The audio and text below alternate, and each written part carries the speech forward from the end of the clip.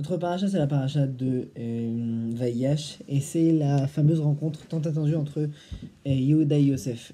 Nous, dans notre paracha, on s'intéressera moins à cette rencontre entre Yehuda et Yosef qu'on a expliqué dans la paracha précédente, mais on va s'intéresser à la rencontre entre Yosef et Binyamin.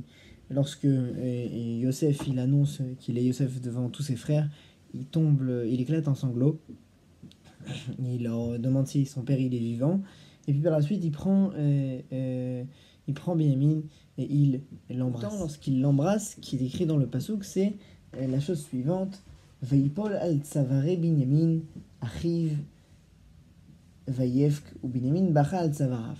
Et écrit donc que Yosef il tombe sur le cou de Binyamin.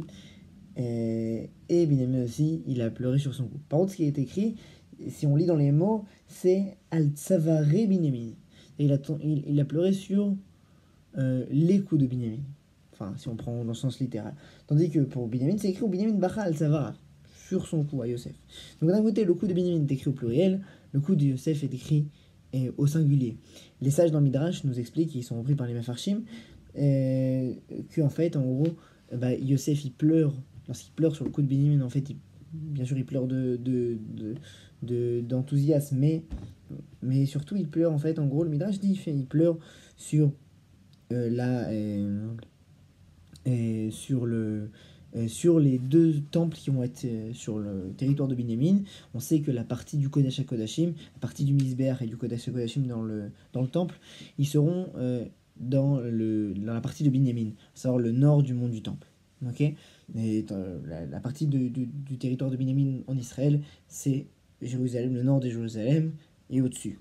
Okay, de l'autre côté, la partie de Yehuda, c'est la partie en dessous. Tout le reste du temple, quoi. Tous les autres Kélim. Et donc, en fait, finalement, ce qu'on a, c'est qu'on a finalement Yehuda, on a Yosef qui pleure sur le coup de Binyamin, mais qui pleure sur deux coups, entre guillemets. Sur deux coups qui vont être ici les deux destructions du temple qui vont avoir lieu dans le territoire de Binyamin.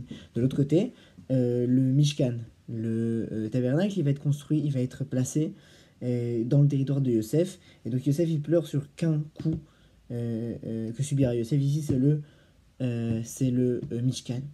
Maintenant, il faut comprendre c'est quoi finalement aussi cette rencontre entre ces deux personnes-là. Ces deux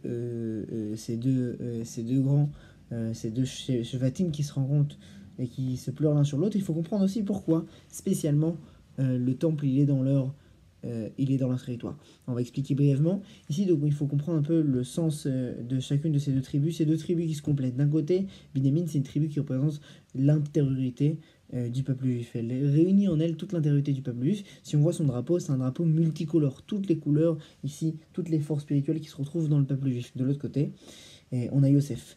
Yosef qui, lui, il représente l'aspect extérieur du peuple juif. On voit justement sa tunique, elle est multicolore. Elle aussi Ketonet Passim, c'est le seul où on voit ici qu'il a une tunique de couleurs, de plein de couleurs.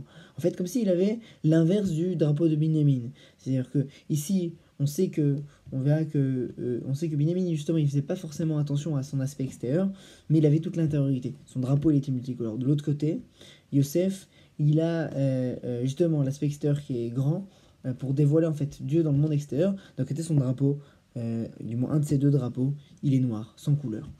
Et c'est justement cette même complémentarité qu'on a ici dans la rencontre entre Yosef et Binyamin. D'un côté, Yosef, il a le Mishkan. Il y a une certaine grandeur qui se retrouve dans le fait que Yosef, le temple, enfin le Mishkan, soit construit dans son territoire.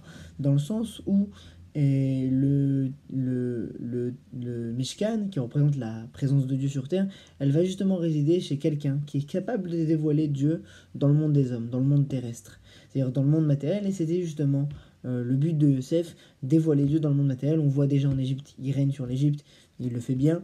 On voit déjà, et on verra par la suite, c'est qui conquiert la terre d'Israël. Et c'est Yoshua et les forces justement de cette même terre qui sont représentées par le fait, justement, par toutes les lois qui sont dans cette même terre, la possibilité de sanctifier la matière. Et finalement, c'est où que Dieu va résider dans ce monde des hommes, puisqu'on est dans un monde matériel. Et ben en fait, c'est dans la tribu qui est capable de dévoiler Dieu à l'échelle du matériel. De l'autre côté, on a Binyamin. Binyamin, il a l'intériorité du temple. C'est-à-dire que, vu qu'il représente l'intériorité du peuple juif, il a aussi l'intériorité, le Kodesh du temple. Donc c'est pour ça qu'on comprend pourquoi le temple est construit, le temple et le Misber sont construits justement dans son territoire. Pour dire que même si ce temple qui vient représenter l'aspect vient représenter la maison de Dieu sur terre, mais sur un monde matériel, finalement il est censé représenter les idéaux intérieurs du peuple juif. C'est finalement cette magnifique rencontre qu'on a dans notre paracha, l'un qui pleure sur le cou de l'autre.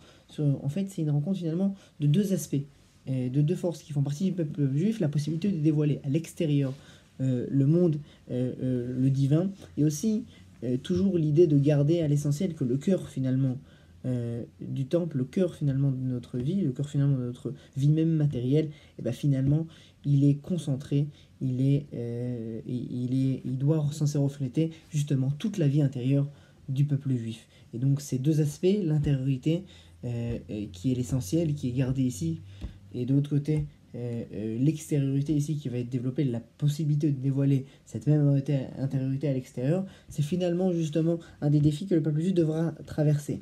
Et ces deux destructions, que ce soit le temple à Shiloh, le Mishkan à Shiloh, ou le temple à Jérusalem, finalement ça va être deux défis, deux difficultés que vont rencontrer par la suite le peuple juif, dont ils vont pas toujours réussir à allier les deux, ils vont pas toujours réussir justement à garder cette même intériorité, cette même extériorité aussi comme il le faut, et donc ça va justement causer ces trois destructions qu'on va voir donc par la suite de l'histoire.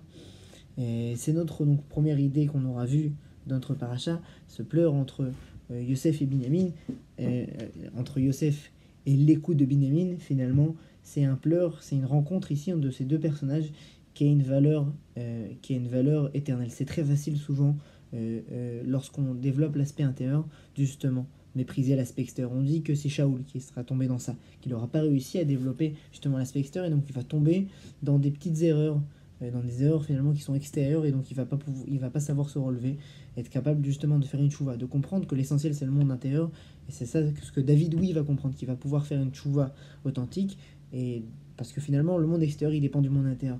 Donc finalement c'est pas toujours facile de dévoiler le monde intérieur à l'extérieur. De l'autre côté finalement, et on a aussi Yosef. C'est pas toujours facile de faire rimer le monde extérieur dans lequel on veut œuvrer avec le monde intérieur qui se cache derrière. Parfois en fait on peut prendre le monde extérieur pour l'essentiel. Toutes ces questions-là qu'on a aujourd'hui, c'est des questions qu'on a à notre époque.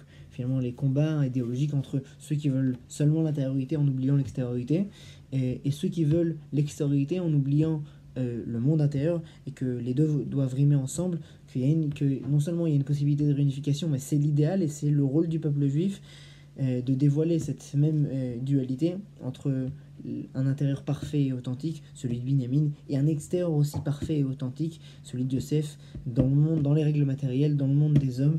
Et bien finalement, c'est ce défi aussi qu'on a aujourd'hui, cette rencontre, cette difficulté qui est rencontrée par les différentes parties du peuple juif. Donc finalement, celui qui comprend qu'en fait, ces pleurs de Youssef et Binyamin, c'est des pleurs dont les larmes coulent encore aujourd'hui, et cette même difficulté qu'on a encore aujourd'hui entre Youssef et Binyamin, cette même difficulté qu'on a encore aujourd'hui à comprendre d'un autre côté les différents membres du peuple juif, et ben en fait, elle nous permet de comprendre d'un côté le grand potentiel de chacun, de comprendre que même ceux qui ne sont pas forcément dans tous les grands idéaux spirituels, mais qui œuvrent dans le monde matériel, dans un projet idéal, etc., bah, finalement on comprend qu'ils dévoilent cette force-là de Yosef, et qu'il leur manque plus que l'intériorité. Et de l'autre côté, ceux qui œuvrent, ceux qui se concentrent justement seulement sur l'intériorité, et bah, peut-être que il peut y avoir un manque, etc., mais on comprend aussi que c'est l'essentiel et que c'est la base qui doit se propager dans le reste. Finalement, lorsqu'on comprend ça, on arrive à beaucoup mieux comprendre le potentiel de chacun dans notre monde dans lequel on vit, le potentiel de chaque partie du peuple juif, mais aussi de comprendre comment justement œuvrer, se compléter l'un l'autre, et de vers quoi en fait justement inspirer dans la situation géopolitique, dans la situation actuelle qu'on a dans le peuple juif, et les stratégies pour la suite. Si on peut finir sur les mots du Birkat Hacher, c'est vrai qu'on voit ici, c'est intéressant, que d'un autre côté, ici, peut-être une rencontre entre deux frères qui se pleurent l'un sur le cou de l'autre.